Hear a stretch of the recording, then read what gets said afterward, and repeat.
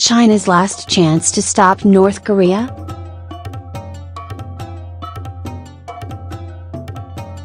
With few good options available to deal with the growing threat from North Korea's nuclear and missile programs, the Trump administration scored a major victory on Saturday by getting the UN Security Council to unanimously impose the toughest sanctions ever on North Korea in response to its recent ICBM tests.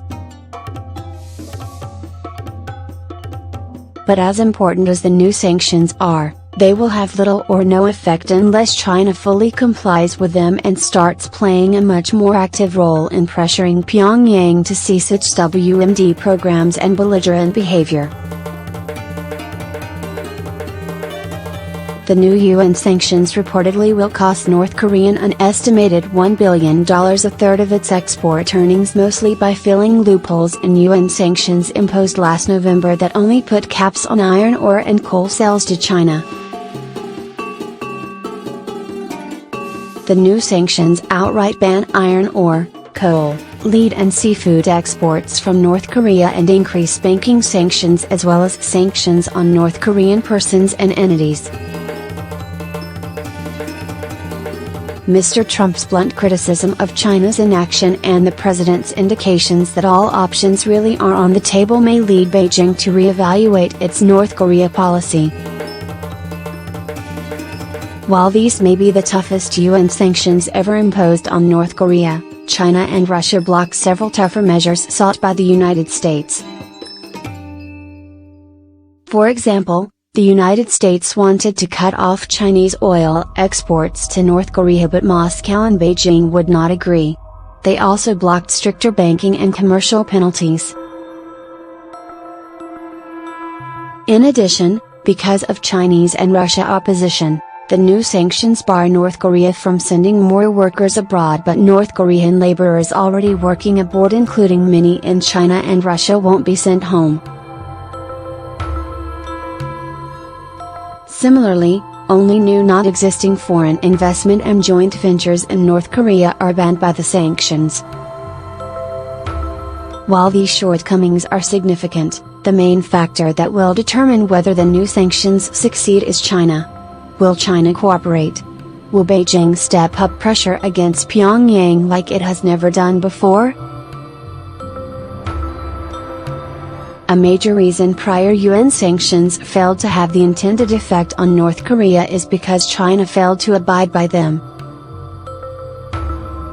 China's trade with North Korea increased in the first quarter of 2017 by 37% and its iron ore imports from the North grew by 270% despite UN sanctions imposed on the Hermit Kingdom last November.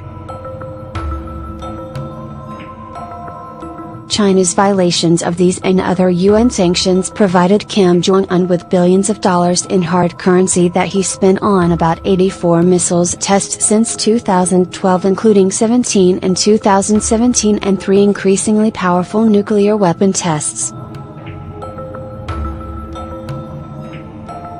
Although there have been recent reports that North Korea may have an operational ICBM and an H-bomb within 2 years, no one outside North Korea, except maybe the Iranians, knows exactly how advanced these programs are.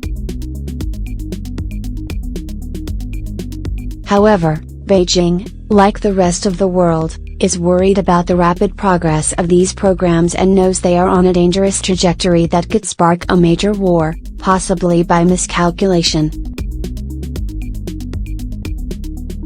China also knows that unlike Barack Obama, who preferred doing nothing about difficult international problems and kick them down the road to the new president, President Trump sees North Korea's WMD programs and its repeated threats to attack the United States as an intolerable situation that need to be addressed now.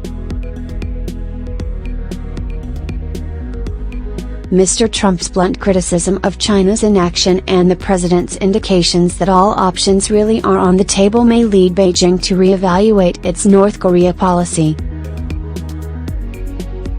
As it has done so many times in the past, China today made the absurd claim that the United States bears some responsibility for tensions with North Korea and that these tensions could be reduced if the U.S. dropped joint military exercises with South Korea and withdrew U.S. troops from the south.